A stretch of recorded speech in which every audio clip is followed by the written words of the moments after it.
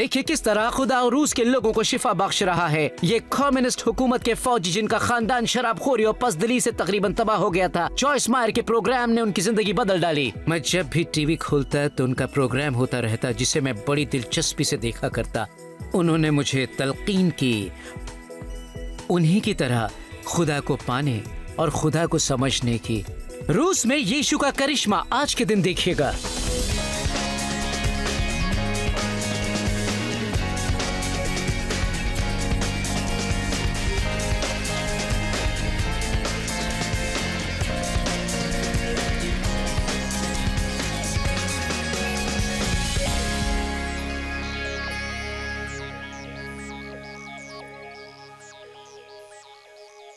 लुत्फ उठाइए रोजमर्रा की जिंदगी का। मैं खुशामदीद, मेरे साथ वक्त गुजारने का शुक्रिया। आज भी हमारी गुफ्तगू जारी रहेगी दुनिया भर में जो हम दीन ईसवी फैलाने की कोशिश कर रहे हैं उस पर। आज के मेहमान पासबन रिक रैनर, साबिक सोवियत यूनियन और बहुत से दूसरे मशरिकी यूरोप के मुल्कों में उनकी जबरदस्त मिनिस्ट्री है और वहाँ लोगों को इसकी अशद जरूरत है। कम्युनिज्म के कई सालों ने वहाँ के लोगों को खस्ता हाल बना दिया है और उन्हें हमारी मदद की जरूरत है, चाहे जितना भी मुमकिन हो सके। तो आज हम न सिर्फ पासबन रिक रैनर से गुफ्तगू करेंगे बल्कि आपको रूस और साबिक कम्युनिस्ट मुल्कों में भी ले चलेंगे ताकि आप खुद देख सकें कि वहाँ उनकी ज़रूरतें क्या हैं और उसके लिए हमारा ताउन करें। यीशु ने कहा है कि हमारी सारी दुनिया की फिक्र होनी चाहिए और मेरे ख्याल में अपनी ज़िंदगी में हम एक अच्छा काम ये कर सकते हैं कि किसी दूसरे का कुछ भला करें। और जब हम भलाई का ये बीज बोते हैं तो खुदा हमारी ज़िंदगी की ज़रूरतों को पूरा करता है और अच्छी फसल देता है। अक्सर हम सोचते हैं यहाँ मेरे अपने खुद के मसाइल हैं जिन्हें मुझे सुलझाना है, लेकिन अपनी तकलीफों को दूर करने का सबसे अच्छा तरीका यह है कि हम जाकर दूसरों की तकलीफें दूर करें। आप ये देखिए, हम दोबारा आएंगे।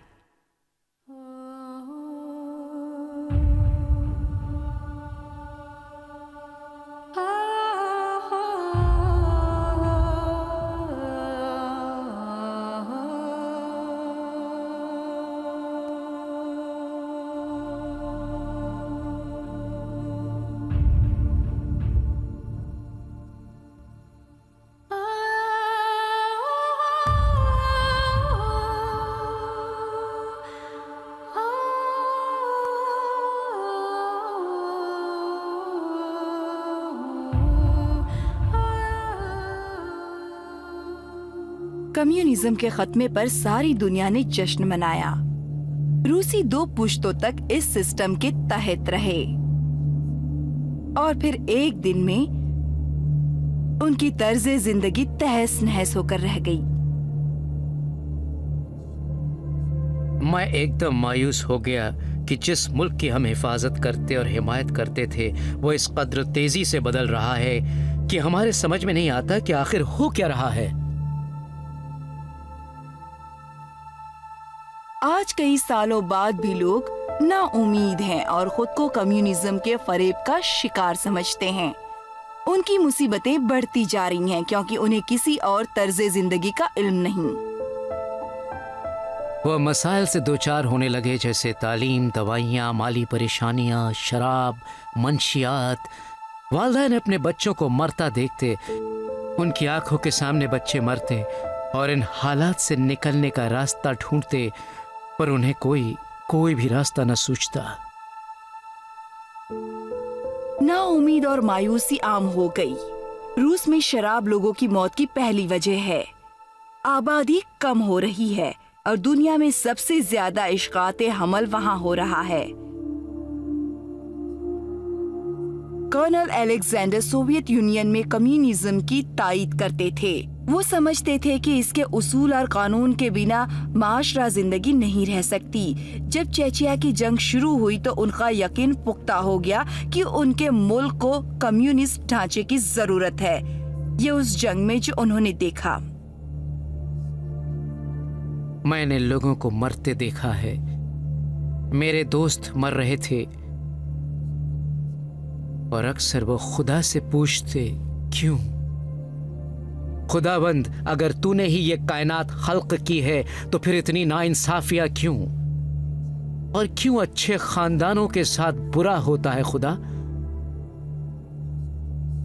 फौजी कार्रवाइयों की वजह से हम हमेशा तनाव में रहते और इतना तंग आ चुके थे कि शराब इन मसाइल का आसान सा हल नजर आता।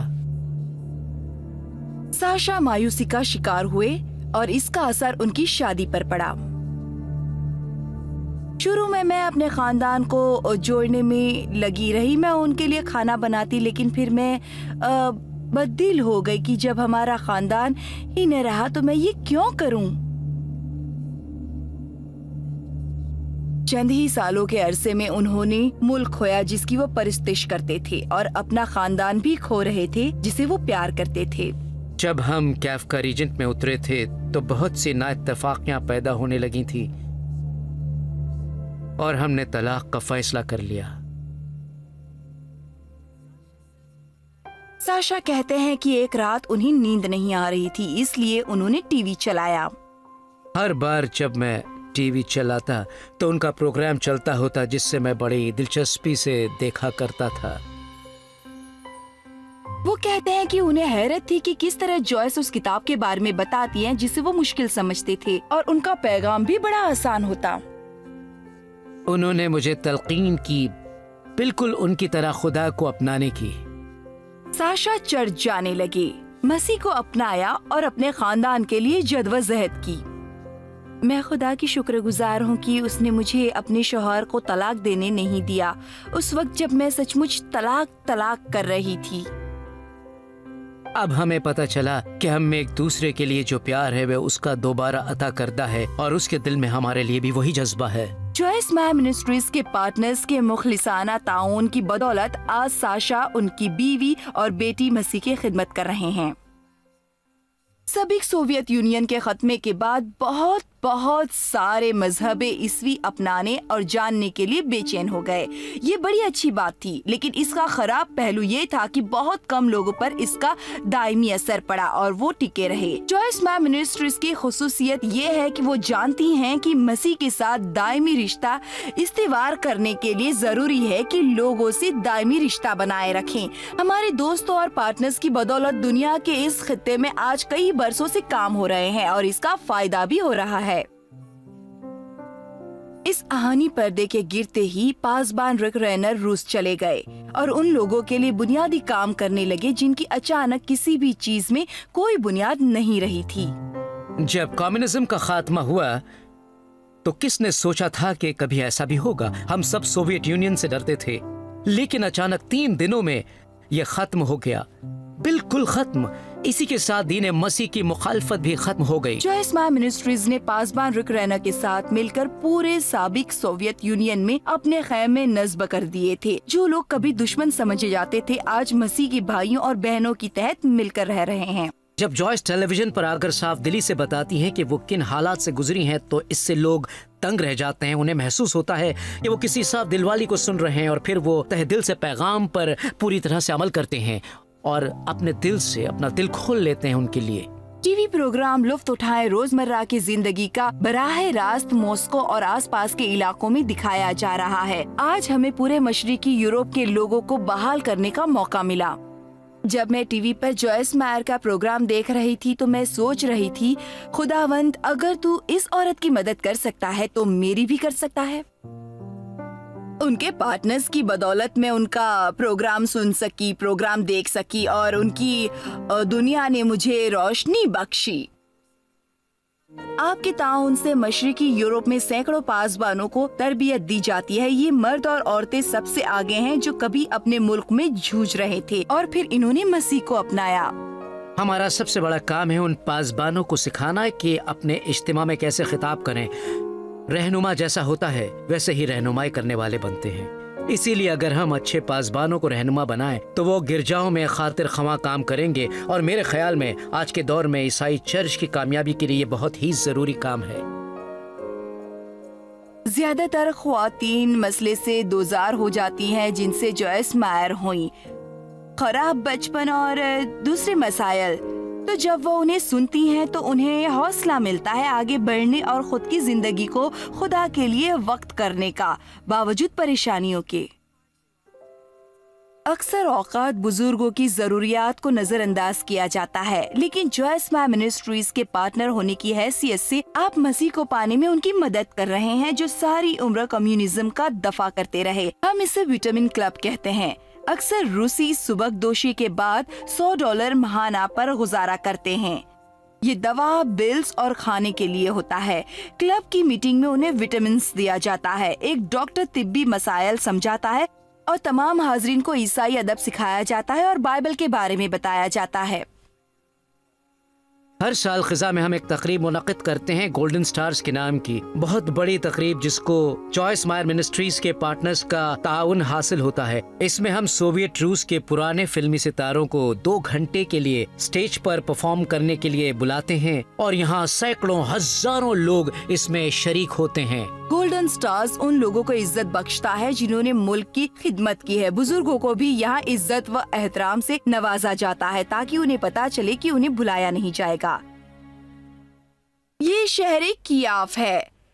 यहाँ के बाशिंदे अपने नजरिए जिसके साथ वो 80 सालों तक जुड़े थे की नाकामी पर मायूस है। कम्युनिज्म, खुदा के वजूद से मुनफिर नजरिया। खैर, आज ये सब लोग भूखे हैं। इन्हें भूख है सही जवाब की, उस सच्चाई की जो उनके दिलों को रोशनी से भर दे। इसीलिए आज जॉयस मायर मिनिस्ट्रीज यहाँ मौजूद है।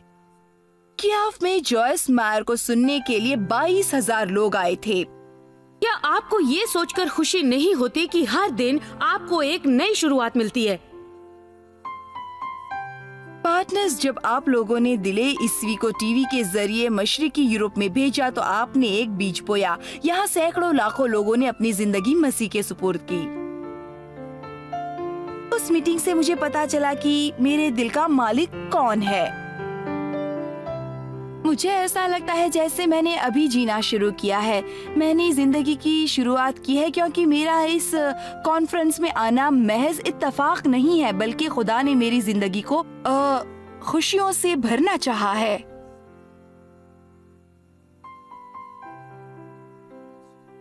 मुझे कामिल यकीन है कि ये नई बुनियाद यीशु जिस पर मैं अपनी जिंदगी तामीर कर रहा हूँ और यही जिंदगी की सही बुनियाद है। ये बुनियाद हर शख्स के लिए मजबूत बुनियाद होती है। मैं अपनी रोजमर्रा की जिंदगी का लुत्फ उठा रही हूँ और जब जब मैं बिस्तर पर जाती हूँ, हो सकता है मेरी दुआ इतनी रूहानी न हो, लेकिन मैं खुदा का शुक्र बजा लाती हूँ। हम साथ साथ यीशु की पैरवी कर सकते हैं और किसी भी शख्स के लिए यह बड़ी अच्छी बात है अपने खुदा की पैरवी करना। जब लोग चेक लिखते हैं या हर महीने जॉयस मायर की मिनिस्ट्री को अतिया देते हैं तो सही मानों में वो कलाम इलाही को उन जगहों पर भेजते हैं जहां पर वो नहीं पहुंच सकता था। लोग जो अपने घरों में बैठे हैं मायूस, नाउमीद और अंधेरे में, कुछ लोग बहुत कामयाब हैं पर अब तक उनकी जिंदगी का मकसद नहीं जान पाए, और बैम, वो प्रोग्राम दंदनाता हुआ उनके घर में आता है और साथ लाता है वो सारे जवाबात जो उन्हें चाहिए। यह अंदरूनी सरमायाकारी है।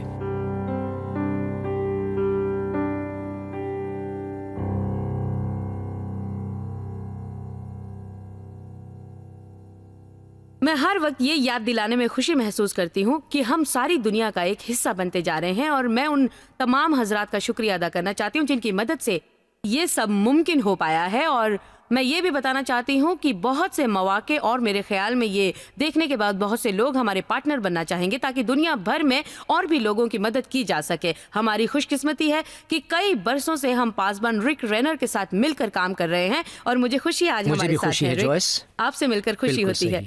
हम सिर्फ साथ में टीवी शो ही नहीं कर रहे हैं बल्कि हम एक दूसरे से मिलकर भी खुश होते हैं क्योंकि हम दोस्त हैं। बिल्कुल, है ना? बिल्कुल सही।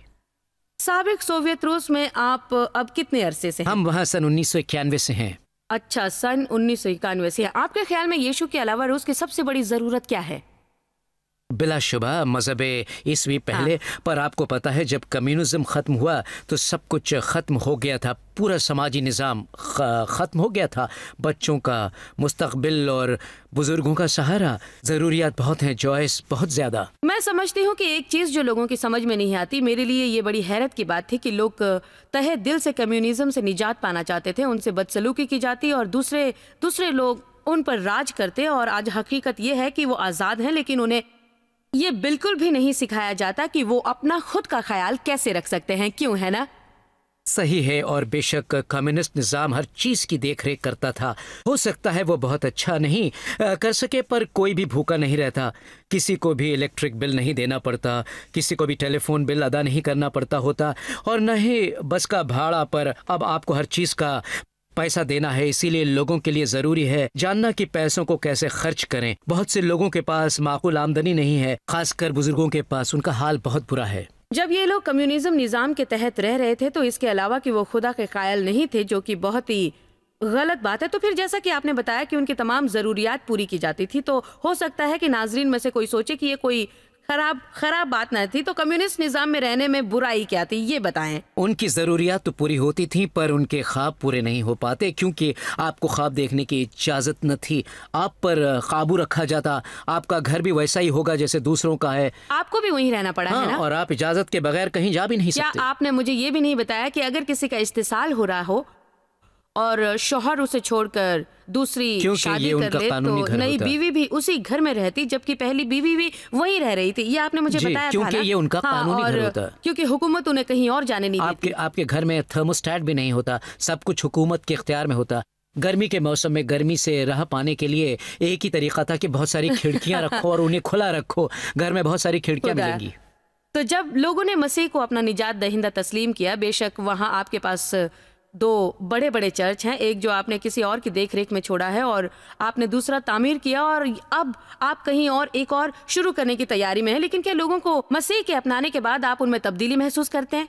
खातिर ख्वाह, जब लोग खुदावंद से नाता जोड़ते हैं तो ये नहीं कहते मैंने यीशु को कबूल किया। ऐसी बातें आप नहीं सुनेंगे। लोग सिर्फ उस दिन की बात करते हैं जब उन्हें पछतावा हुआ। वो इस तरह की बात करते हैं। जब लोग यीशु को अपनाते हैं तो सच्चा बदलाव आता है। अब बहुत से लोग शराब छोड़ रहे हैं, वो बदकारियां छोड़ रहे हैं, और जब वो मसीह को अपनाते हैं तो तहे दिल से बदल जाते हैं। ये हैरत अंगेज है। अगर लोग सचमुच पछतावा करने का फैसला करते हैं तो उनकी बहुत सी पुरानी आदतें छूट जाती हैं, और हम देखते हैं कि वो तमाम मोहताजी से बाहर निकलते हैं जब यीशु को अपनाते हैं। और सबसे बड़ी हैरत की बात यह है कि वहाँ पर महंगाई बहुत ज्यादा है। दुनिया भर में सबसे ज्यादा महंगाई।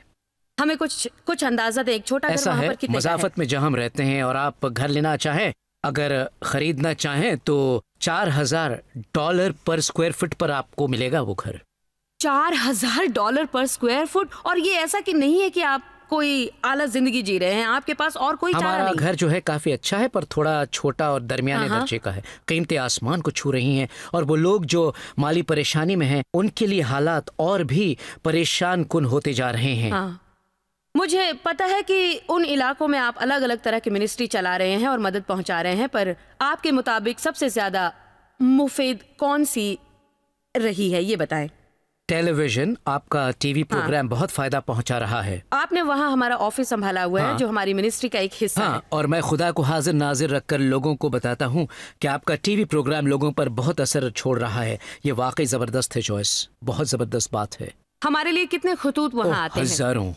हजारों खुतूत। जी, हजारों की तादाद में, और आपकी 35 किताबों का तर्जुमा रशियन जबान में हो चुका है। आप टीवी प्रोग्राम भी दिखाते हैं? टीवी प्रोग्राम भी तो है।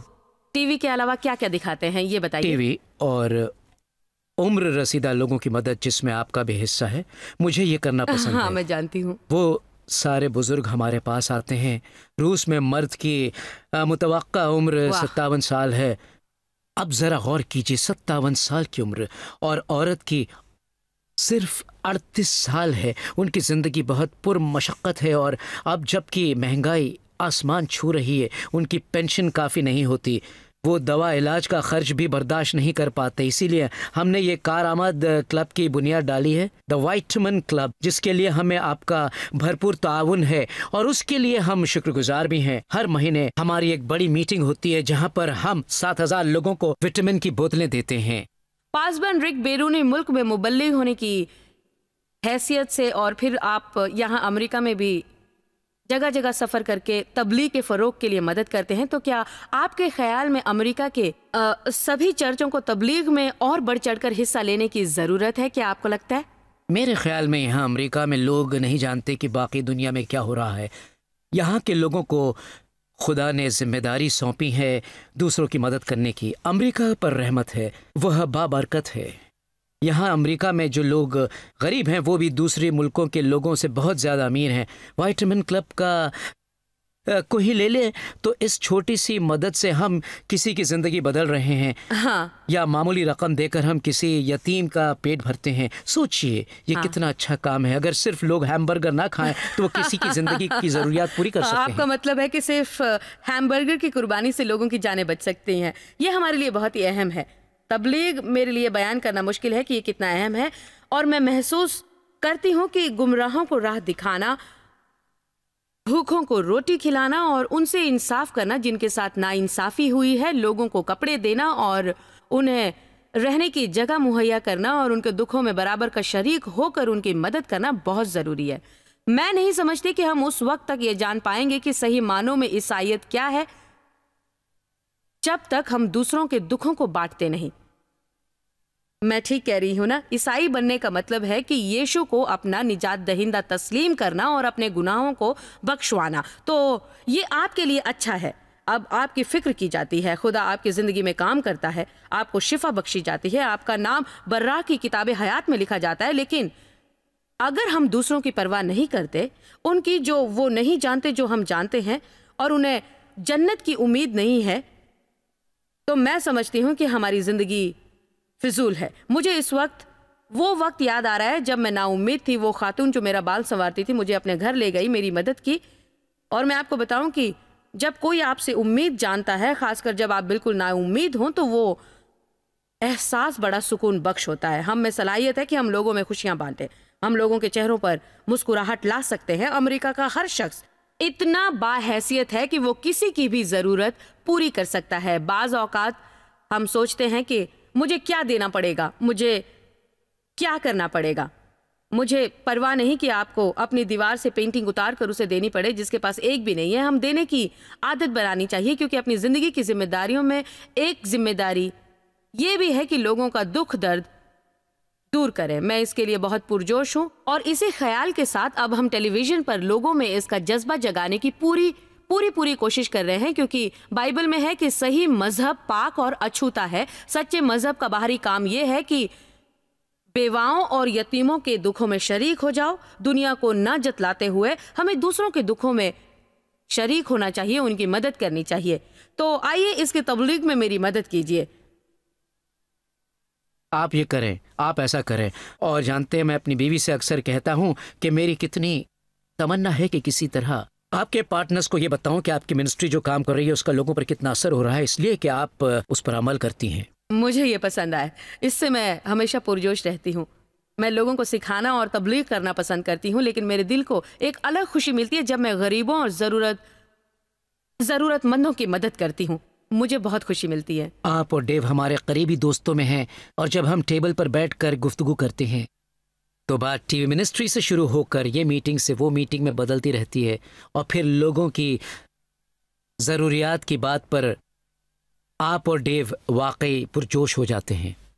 खुदा हमसे बहुत सारे काम ले रहा है, और मैं सचमुच समझती हूँ कि ये तो बस शुरुआत है। मैं महसूस करती हूँ कि मैं अपनी जिंदगी के आखिरी एक तिहाई में दाखिल हो रही हूँ। मुझे ऐसा लगता है मैं अपने तीसरे दौर में हूँ, और मेरे ख्याल में खुदा चाहता है कि मैं अभी बहुत कुछ ऐसा करूँ जो दुखी लोगों को फैज़ पहुँचाए। हम आपके शुक्रगुजार हैं कि आप यहाँ आए और हमसे बातचीत की। आज हम आपको बच्चों की ये स्टडी बाइबल पेश करने वाले हैं। ये आपके लिए ये बताने के लिए है कि आपकी फराग दिली की हम कितनी कद्र करते हैं। हम समझते हैं कि बच्चों को अगर नौउम्री से ही मसीह की तरफ राग़िब की जाए, अगर उन्हें नौउम्री में ही कलाम इलाही की तालीम दी जाए, तो ज़िंदगी में वो किन किन परेशानियों और मुसीबतों से बच जाएंगे उसका तसव्वुर भी करना मुश्किल है। इस हफ्ते हम आपसे दुनिया भर में हमारी तबलीगी कामों के लिए मदद मांग रहे हैं। हम आपसे गुजारिश करते हैं कि अपनी फराग दिली का बीज बोइए और हमें अपनी मंजिल पाने में मदद कीजिए, ताकि हम इस साल 10,000 जायद बच्चों को रोजाना खाना खिला सकें। पता है, 2 साल पहले जब मैं हिंदुस्तान की एक झोपड़ी में जाकर बैठी और उन मासूम भूखे बच्चों का चेहरा देखा, और पता लगाने पर पता चला कि इस झोपड़ी में 50 सफ़ खिलाने के बाद भी यहाँ हज़ारों बच्चों को रोज़ाना खाना नहीं मिल पाता है। मैंने सोचा हम कुछ और ज़्यादा करेंगे, और ज़्यादा करने का एक ही रास्ता है कि आप हमारी मदद करें। मेरे ख्याल में दुनिया भर की मदद में शामिल होना मसीह में तौलीती है, और मैं आपको नहीं बता सकती कि इससे आपकी ज़िंदगी में कितनी खुशियाँ आएंगी ये जानकर कि आपके जरिए किसी की मदद हो रही है। मैं आपको सिर्फ ये बताना चाहती हूँ कि हम आपकी बहुत कद्र करते हैं, हम आपसे प्यार करते हैं, हम चाहते हैं कि खुदा का फजल आप पर हो। और मैं आपका हौसला बुलंद करना चाहूंगी कि चाहे इस वक्त आप अपनी जिंदगी में किसी भी हालात से गुजर रहे हो, आप परेशान हो और सोचते हो हाँ किसी दिन मैं चाहूंगा दूसरों की मदद करूं, लेकिन फिलहाल नहीं, बराए करम ये समझिए एक ही तरीका है कि अपनी जिंदगी की परेशानियां दूर हों, और वो है आप किसी और की परेशान हाल में मदद करें। कलामे इलाही में एक उसूल है, बो और काटो। हम जो किसी और के लिए करेंगे वो खुदा हमारे लिए जरूर करेगा। आप उस वक्त का इंतजार नहीं करते रह सकते जब आपकी जिंदगी पुरसुकून हो जाए और आपकी कोई जरूरत ना हो, तब आप दूसरों की मदद करेंगे। इसलिए एक बार फिर बराए करम हमारी मदद करें इस मिशन के खर्च में, ताकि दुनिया भर में हम कुछ ज्यादा फैज पहुंचा सके। खुदा की आप पर रहमत हो, मसीह में आपकी जिंदगी खुशहाल हो। जॉयस मायर मिनिस्ट्री आपकी उम्मीदों से ज्यादा है। आपके लिए आप सबका यहाँ आने के लिए शुक्रिया, और शुक्रिया उन दोस्तों और वालिदैन का जिन्होंने इसे दुनिया भर में फैलाया। हम सब भूखे को खाना खिलाते हैं, गरीब को कपड़ा देते हैं और इस तरह मुल्क की खिदमत करते हैं। आप joycemeyer.org पर विजिट करें और अपनी इब्तिदाई इबादत हमारे साथ बांटें। देखिए जॉयस के अजीम बयान और हमारे साथ शामिल हो जाइए यीशु की मोहब्बत भरी दुनिया में।